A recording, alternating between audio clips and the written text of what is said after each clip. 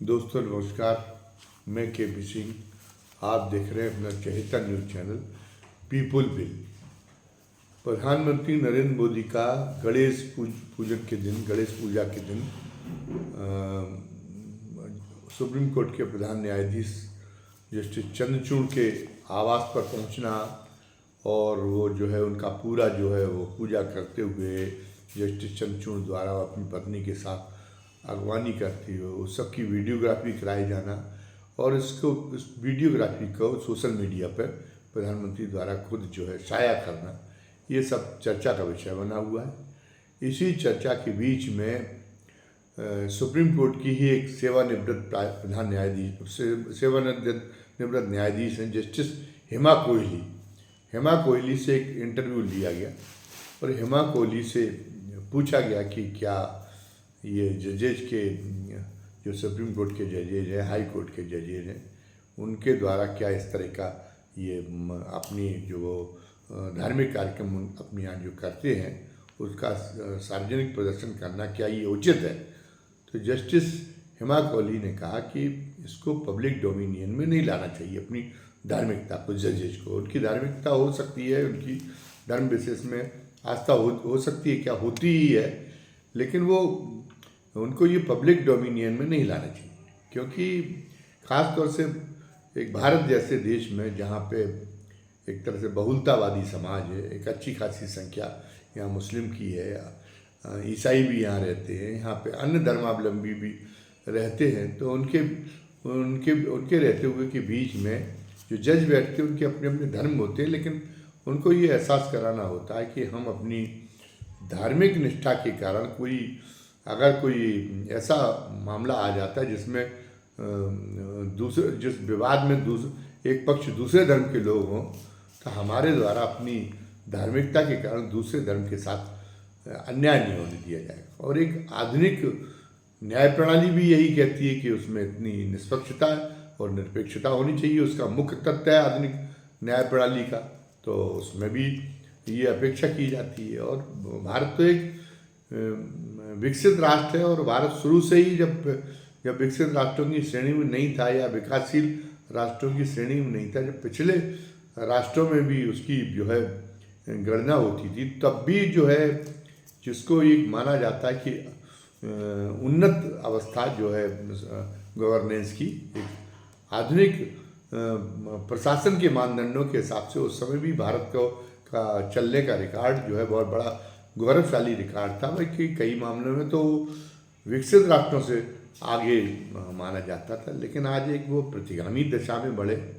ये एक बड़ा सोचनीय विषय है और भारत उसका अनुसरण करे। पाकिस्तान जैसी जो एक जाहिल देश है उसका अनुसरण करने की कोशिश करे। उत्तर कोरिया भी, आप कहते हैं कि भारत तो मोदी के युग में बड़ा शक्तिशाली हो गया, अब शक्तिशाली तो उत्तर कोरिया भी है, लेकिन उत्तर कोरिया की क्या कोई छवि, क्या साख उस ढंग से हो सकती है जैसे भारत की छवि और साख रही हो। कई ऐसे मुद्दे आए जहाँ पे जजेज जिस सामाजिक पृष्ठभूमि से, जिस धार्मिक पृष्ठभूमि से आते थे, उन्होंने उसको भुला के और जो है उसके मुताबिक काम किया। जो न्याय प्रशासन को, जो न्याय का जो तकाजा था, उसको भुला के काम किया। अगर ऐसा नहीं होता, जजेज की अगर सोच इतनी ऊंची नहीं होती, तो मंडल आयोग की रिपोर्ट के मामले में तो मैं समझता हूँ कि कोई जो इंदिरा साहनी बनाम भारत सरकार का केस था जिसने मंडल आयोग की रिपोर्ट को संवैधानिक ठहराया, मंडल आयोग की रिपोर्ट को लागू किया जाना, तो वो जो है वो जो है पिछले न्यायाधीश नहीं थे, तो अगर इस संकीर्णता से काम कर रहे होते जजेस तो वो फैसला पिछड़ों के हक में आना ही नहीं था। इसके पहले खुद नरेंद्र मोदी जी के जो गुजरात में जब दंगे हुए थे, उनको लेके जो सुप्रीम कोर्ट में मामले आए थे, उनमें सुनवाई करने वाले जजेस तो ज़्यादातर हिंदू जज थे और मुस्लिम पक्ष के प्रति, मुस्लिम पक्ष के साथ अन्याय हुआ है, मुस्लिम पक्ष का उसमें उत्पीड़न हुआ, दमन हुआ है दंगों में, इस ढंग की याचिकाएँ आई थी। तो उन्होंने कठोर टिप्पणियाँ की थी गुजरात सरकार के खिलाफ, बिना भावनाओं में बहे हुए, और हिंदू जजेस थे। तो यहाँ की एक न्यायपालिका की एक साख रही है, मतलब यानी हम जो है और हिंदू दर्शन की भी एक साख रही है। जब बिल्कुल हिंदू राज्य इस देश में भी था तो फिर बौद्धों का भी उस ढंग से हिंदू राज्यों में दमन नहीं हुआ। हिंदू राज्य में ही हिंदू राजाओं ने ही देखा कि नहीं है आपके धार्मिक विचार वो तो एक तरह से ईश्वरवादी, हिंदू तो ईश्वरवादी होता है, और उसे अगर इस बात की झलक मिलती कि ईश्वर जो एक ईश्वरवादिता के अनुरूप जो एक मानवीय भावना है, मानवीय तकाजे हैं, मानवीय आदर्श हैं, उनमें दूसरे धर्म के उसूल भी बहुत ऊंचे हैं, तो वो दूसरे धर्म के को भी आदर देने में गुंजाइश नहीं करता। तो शुरुआत में तो जो मस्जिदें बनाने का काम है जो हुए हैं वो तो हिंदू राजाओं ने दिए। जो मालवार में जो पहली मस्जिद बनी है वो तो मालवार के हिंदू राजा थे, और उन्होंने फिर खुद भी इस्लाम धर्म अपना लिया था, तो वो कोई जोर जबरदस्ती नहीं अपनाया था। और ज़्यादातर का ये रहा है कि वो देते रहे, और फिर उनकी देखा देखी जब मुस्लिम शासकों में भी परिवर्तन हुआ, मुग़लों तक जब आया मामला, तो मुग़लों ने भी जो हिंदू धार्मिक स्थान है हिंदू उनको संरक्षण देने का, हिंदू विद्वानों हिंदू संतों को संरक्षण देने का काम किया। यहाँ तक कि औरंगजेब के बारे में भी है कि कई मंदिरों में उसने, जहाँ उसे लगा कि नहीं वास्तव में वहाँ धार्मिकता का निर्वाह हो रहा है, वहाँ पे वो जो है धर्म के अनुरूप उनका सात्विक और त्यागमय आचरण है, तो वहाँ पे उसने औरंगजेब तक अपने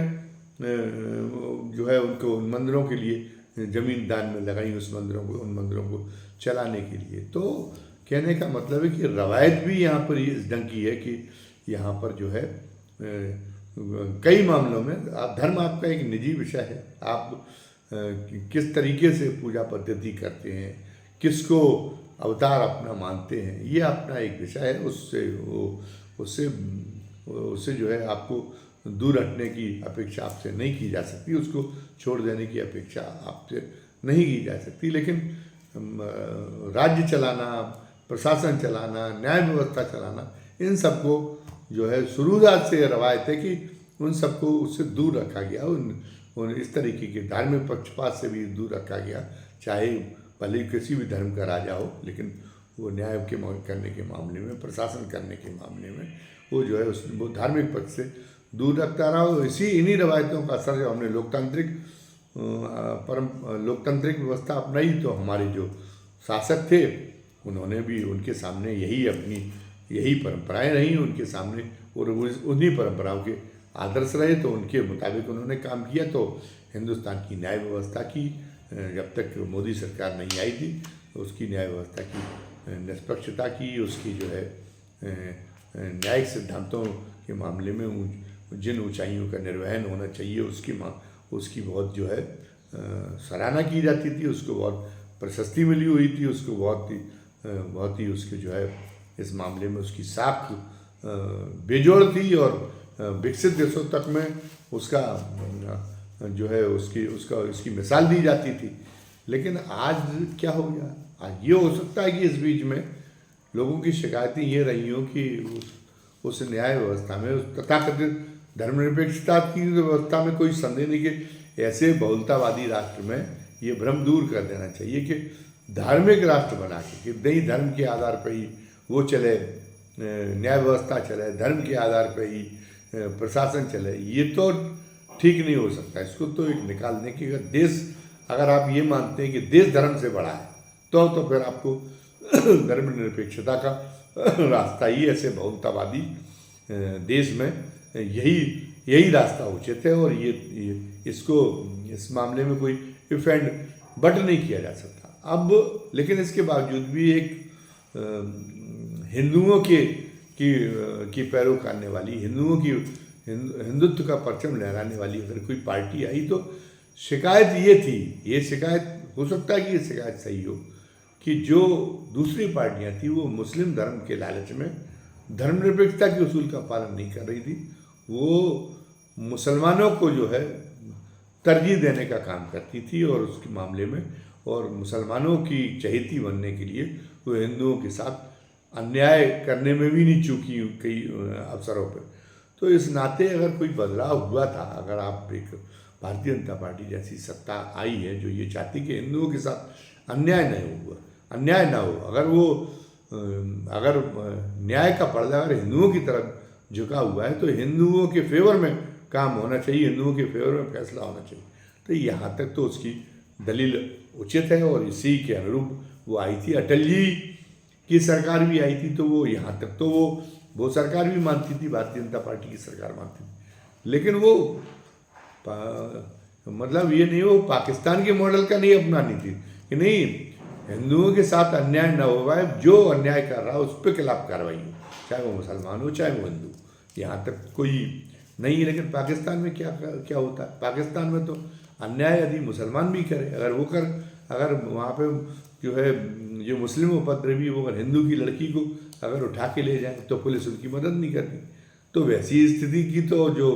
भारतीय जनता पार्टी के सबसे बड़े नेता रहे, मतलब अभी भी मोदी जी उनके कद को नहीं छू पाए, उनकी जो है उनके व्यक्तित्व की जो गरिमा थी उनके अंदर जो बड़प्पन था अटल जी के, उसको नहीं छू पाए।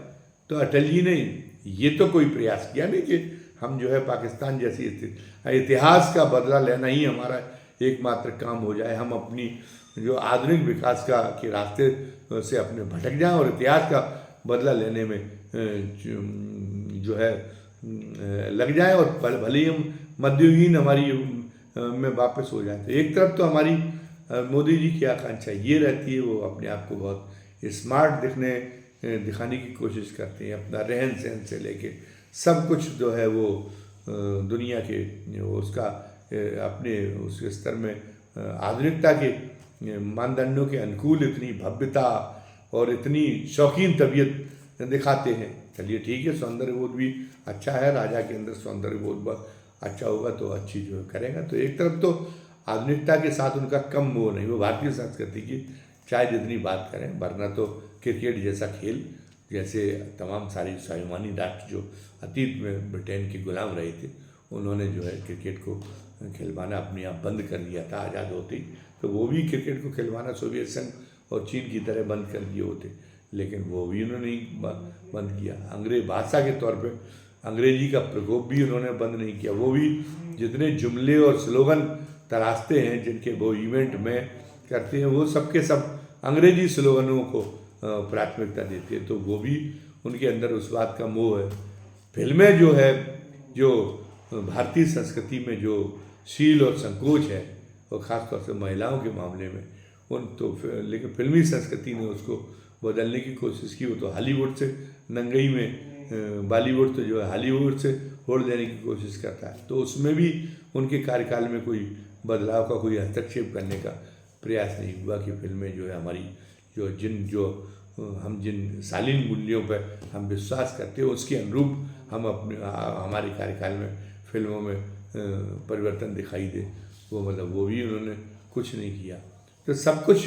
तो पश्चिमी चल रहा है, थोड़ा बहुत वो प्रयास करते हैं। अखाड़े तो फिर भी नहीं बढ़े जो भारत के मूल खेल थे। हॉकी की तो अभी भी स्थिति बहुत ज़्यादा बेहतर नहीं हुई, जो विश्व स्तरीय जो है प्रतियोगिताओं में प्रतिस्पर्धा कर चुके। तो आपका रुझान, आपका सम्मोहन तो सी पश्चिमी संस्कृति की तरफ है। ये आपकी कार्यप्रणाली, आपकी कार्यशैली बताती है, आप केवल ढिंढोरा फोड़ते भारतीय संस्कृति और उसके नाम पे केवल मंदिर बनवाने और ये जो है, और जब तब इस ढंग के कहीं सेंगोल लेके आ जाना, कहीं जो आडंबर और एक तो कुरीति थी, आडंबर और अनावश्यक भावुकता, अनावश्यक धौतिकता, इसी की वजह से तो हमें जो है दुर्दिन देखने पड़े इतिहास में। तो वो जो है वो आडंबर और भारतीय संस्कृति के नाम पे जिसको छोड़ा जाना चाहिए, उस आडंबर को और भावुकता को, उस आडंबर और भावुकता का केवल आप पोषण कर रहे हैं। लेकिन भारतीय संस्कृति के जो उससे बड़े जो स्पष्ट जीवन मूल्य हैं, उन त्याग के, संयम के, वो जो है वो जो महान जीवन मूल्य हैं, उन महान जीवन मूल्यों को राष्ट्रीय जीवन में उतारने की आपकी कोई चेष्टा नहीं दिखाई देती। आपके जो है वो भी शादी संबंध भी करते हैं तो मंत्री जो है आप उसमें प्रदर्शन करते हैं कि इतने जो है 1000 करोड़ रुपए हमने खर्च कर दिए। उसका कोई स्पष्टीकरण नहीं होता कि इतने 1000 करोड़ रुपए आपके पास में आखिर कहाँ से आ गए, मतलब कैसे आपने इतने 1000 करोड़ रुपए की हैसियत अपनी बना ली, कौन सा ऐसा आदमी एक धंधा करते रहे एक जीवन में, तो ये होना संभव नहीं। मंत्री और विधायकों की भी जिलों जिलों में ये स्थिति है, करोड़ों की शादियां करते जो कल तक फटीचर जो है वो थे। तो ये जो प्रदर्शन की प्रियता है, ये जो तामझाम है, ये जो आडंबर है, ये आडंबर आपको भारतीय संस्कृति की जो आदर्श है उनके विपरीत चलने को प्रेरित करता है। वरना यहाँ तो वो ब्राह्मण सबसे ज़्यादा सम्मानीय होता था, जो बिल्कुल ही जो है वो इतनी सादगी और इतने संयम से रहता था, झोपड़ी में रहता था ब्राह्मण, भोजन उसका बहुत रूखा सूखा होता था। लेकिन उसके सामने राजा को, अगर वो राजा के दरबार में पहुंचता तो राजा को दरबार पे में उतर के आना पड़ता था। तो ये तो आरएसएस में भी इस बात के लिए छटपटाहट है कि वो जो है वो सारे मूल्य और मानकों में इसका कोई विश्वास नहीं है। वो नैतिक व्यवस्था को भारतीय जनता पार्टी के अंदर दृढ़ व्यवस्था बनाने का विश्वास नहीं है। और ये मतलब एक बड़ी बात है। न केवल न्याय होना चाहिए बल्कि न्याय देखना चाहिए, इसमें भी विश्वास नहीं। मोदी जी की वही तो कि कुछ उद्योगपतियों पे ज़रूरत से ज़्यादा मेहरबान रहना है, और जो है ईडी और सीबीआई का इस्तेमाल करना, अपनी पार्टी के लोग कोई न कर पाए गलती जिसकी वजह से लोगों का नैतिक व्यवस्था पे विश्वास उठता हो, इतना खुलेआम न दिखाई लगे। हमारे सांसद और विधायकों उनके लिए आचार संहिता एक बनाना और उस आचार संहिता पर कठोरता से पालन कराना, इन सारी चीज़ों पर तो उनका विश्वास है नहीं। अदानी के लिए तो वो सेल्समैन की तरह काम करते हैं, और वही अदानी और अंबानी उन्हीं को सबको सारे मोनोपोली उन्हीं की पूरी कायम की जा रही है। उसमें आपका स्वार्थ नहीं, ये नहीं माना जा सकता। आप सरकार चलाने की बजाय आप जो है आप गुजराती कंपनियों को हर राज्य में, केंद्र से लेकर हर राज्य में काम दिलाने का विश्वास करते, तो ये किसी बिना लालच के होता होगा। ये कल्पना करना तो बड़ी एक मूर्खता का काम होगा। तो नैतिक जो एक ये हो गया था कि अगर धार्मिकता बढ़ेगी तो एक जो है नैतिक व्यवस्था और ज़्यादा मजबूत होगी। इस अपेक्षा को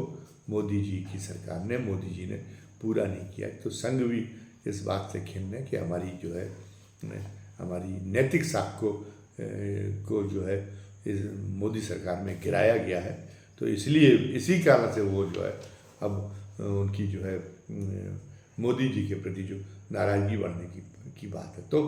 मैं वही बात कह रहा था कि आज जजेज को, न्यायपालिका को, जो हमारी न्यायपालिका का जो गौरव रहा है वो इसी में रहा है कि आप न्यायपालिका का जो है